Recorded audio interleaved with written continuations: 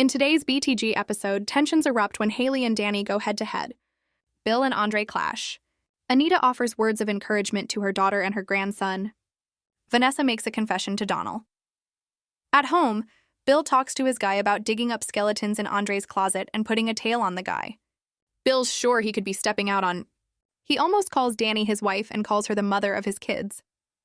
Bill wants Andre out of his ex's life. Hayley walks in and Bill disconnects. She's heard enough of his conversation to be pissed. He needs boundaries. She's heard Keegan's voice and thinks Bill's micromanaging the class action suit. Bill sighs in relief.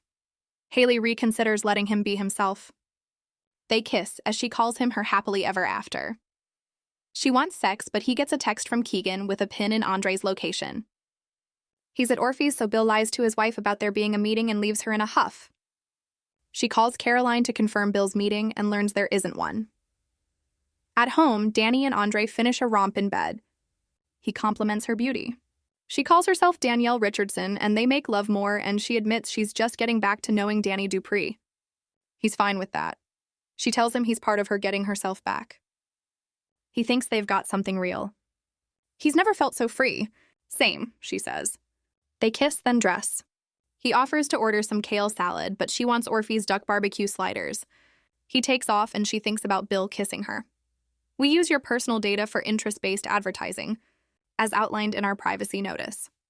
At Uptown, Vanessa's surprised to see Donald and Jacob. Joey takes the blame. He hijacked her in the parking lot and thought she could use company. Donnell brings up his dad's gambling, and Joey says, "Even good men get lost." Jacob feels bad for letting them view the footage. Donald thought he could make sense of what happened by seeing it. Joey offers to order food, but Donald's not sure he can eat. He appreciates Jacob talking to Drake. Joey hopes he can get answers, but doubts Drake has them. He admits he knows what this is like. His mother's recklessness led to her death. She died during plastic surgery. She was addicted. He learned she went to a doctor who didn't know her history and only then was able to move on. Joey tells the table he's going to let them have time alone. When he embraces Vanessa, Jacob shoots Donald a curious look. Joey goes, and his mother and son talk about Doug and how wonderful he was. Jacob tells Donald Doug was a good man before he leaves, and Donald feels guilty about drinking after burying his dad. What if he ends up like him? Vanessa says his dad wasn't an alcoholic. He worries about how fragile Deanna is. Vanessa gives him a pep talk. He tells her he doesn't want outsiders taking up the slack, but Vanessa says he's not an outsider. He's a friend she relies on and trusts. Nicole visits Anita at home. She's waiting up for Vernon, who is teaching late. She asks what's up. Nicole wants to help Martin save his family. They get some tea and start spilling tea about Nicole confronting her husband's mistress.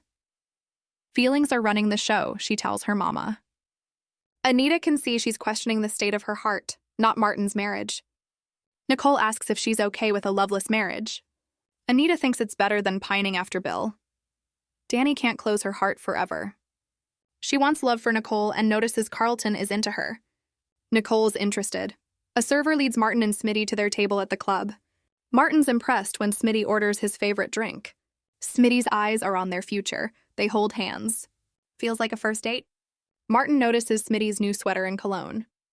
Smitty notices he's in the outfit from their first date. It takes them back. They discuss how their kids would feel if they saw them. They wave at a couple Martin knows that he refuses to talk to because they're on a date. He realizes Smitty's had to wait an awful lot for him.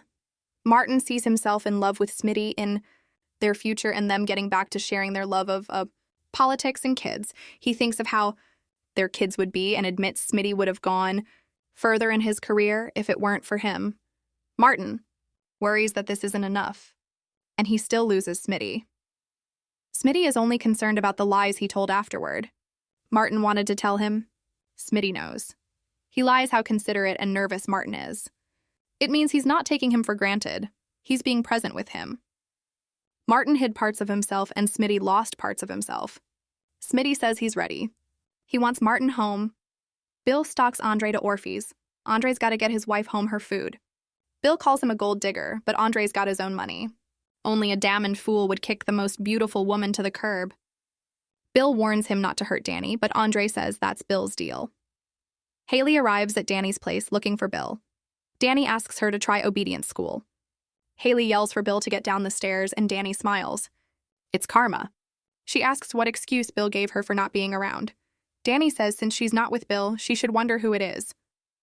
Past is prologue, she says. Maybe it's Caroline. Hayley calls Dani a bitch and demands she stay away from them. Hayley stomps off while Dani wonders where Bill went. Martin arrives at the Grands and sits with Anita. They discuss Smitty and their love. She'll miss him. He says they aren't giving up on games night. They plan on telling the kids tomorrow. He goes to pack. Smitty gets home and Nicole's there. She came to see the kids, but they're not home. He tells her about the reunion, and she asks if he's positive he wants to give his marriage a chance. Smitty says there are no more secrets. Just love, they embrace. Nicole's moved. Bill arrives home, prepared to give Hayley a go in the bedroom, but Hayley tells him her mood has passed. She's off to bed. At home, Andre and Dani eat and talk about how Hayley dropped by. She misplaced her husband. Andre says he was with him,